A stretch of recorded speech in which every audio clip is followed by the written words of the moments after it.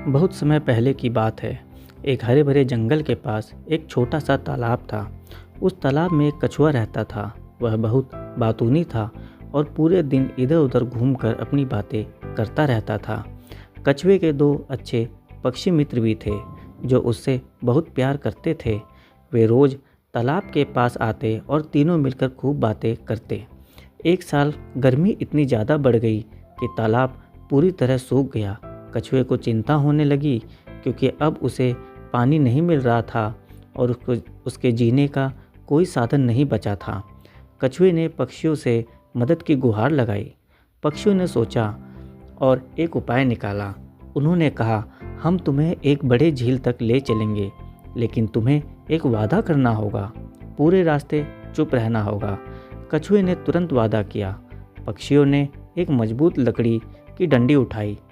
तुम इस डंडी को बीच में अपने मुंह से कसकर पकड़ लो, एक पक्षी ने कहा।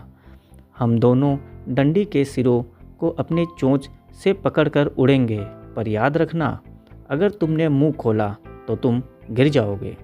कछुए ने डंडी को मुंह से कसकर पकड़ लिया और पक्षी उसे लेकर आसमान में उड़ गए।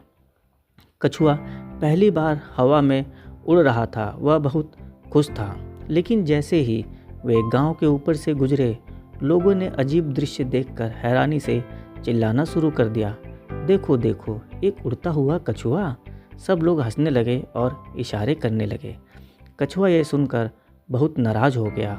उसे लोगों की बातें अच्छी नहीं लगी और उसने जवाब देने के लिए मुंह खोला। जैसे ही उसने मुंह खोला, वह डंडी से गिर गया।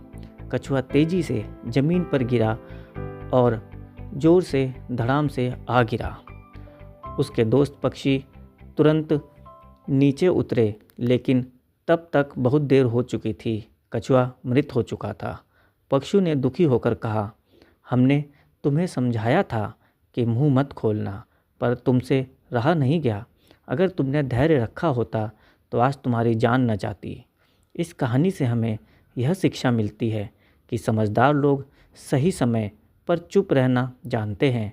कभी कभी चुप रहना ही सबसे बड़ी बुद्धिमानी होती है। धन्यवाद।